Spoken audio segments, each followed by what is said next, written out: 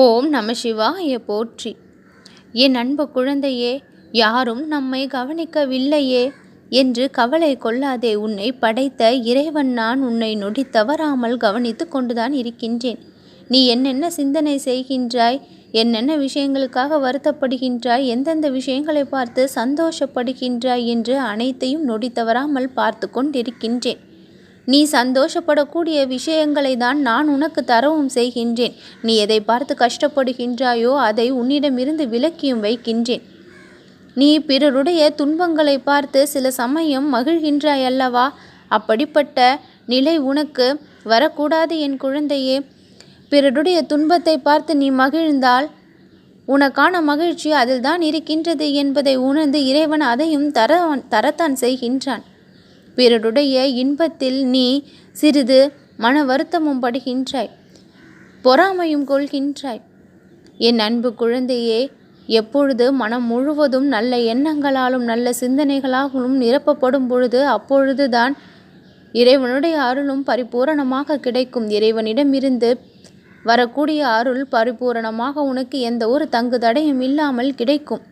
எதிர்மறையான எண்ணங்கள் பல உன்னுடைய மனதிற்குள் ஓடிக்கொண்டே இருக்கும் பொழுது அங்கு கிடைக்கக்கூடிய அருளும் ஆசிகளும் சற்று விலகி செல்லக்கூடிய நிலையும் ஏற்பட்டு விடும். மனம் முழுவதும் நீ என்னையே நினைக்கும் பொழுது, என் மீதான பக்தியை அதிகப்படுத்தி நல்ல எண்ணங்களோடு என்னை வழிபட்டு வரும் பொழுது உன்னுடைய வேண்டுதல்களும் பிரார்த்தனைகளும் உடனுக்குடன் நிறைவேறக்கூடிய தகுதியை தானாக பெற்றும் விடுகின்றது. நான் சொல்லக்கூடிய அறிவுரைகளை சற்று காதில் வாங்கிக் கொண்டு பிறருடைய இன்பத்தில் இன்பத்தையும் பிறருடைய துன்பத்தில் சிறு தவிப்பையும் நீ கொள்வாயாக. பிறருடைய துன்பத்தில் பங்கு கொண்டு அவர்களுடைய பிரச்சனைகளை கலைக்க உன்னால் முடியாவிட்டாலும் பரவாயில்லை. ஆனால் பிறருடைய துன்பத்தில் எப்பொழுதும் இன்பத்தை காணக்கூடிய நிலை மட்டும் வரவே கூடாது. எப்பொழுதும் நீ என் பிள்ளையாக இருக்க வேண்டும் என்று நான் அதிகம் விரும்புகின்றேன். மனம்தான் எல்லாத்திற்கும் காரணம் என்பதை மறவாதே. எதுவாக நாம் ஆக வேண்டும் என்று நினைக்கின்றோமோ அது எண்ணத்தின் அடிப்படையில் தான் மாறவும் செய்கின்றது. உன்னை புரிந்து கொள்ளாத விஷயங்கள் தான் உன்னிடம் நிலைப்பதில்லையே தவிர உன்னை புரிந்து கொண்ட விஷயங்கள் எதுவும் உன்னை விட்டு விலகவும் இல்லை. அதை முதலில் புரிந்து கொள். வெற்றிகரமான வாழ்க்கையை வாழ வேண்டும் என்று நினைப்பதில் ஒரு தவறு கூட இல்லை. ஆனால் அதை விட சிறப்பான ஒன்று மனநிறைவான வாழ்க்கையை வாழ்வது.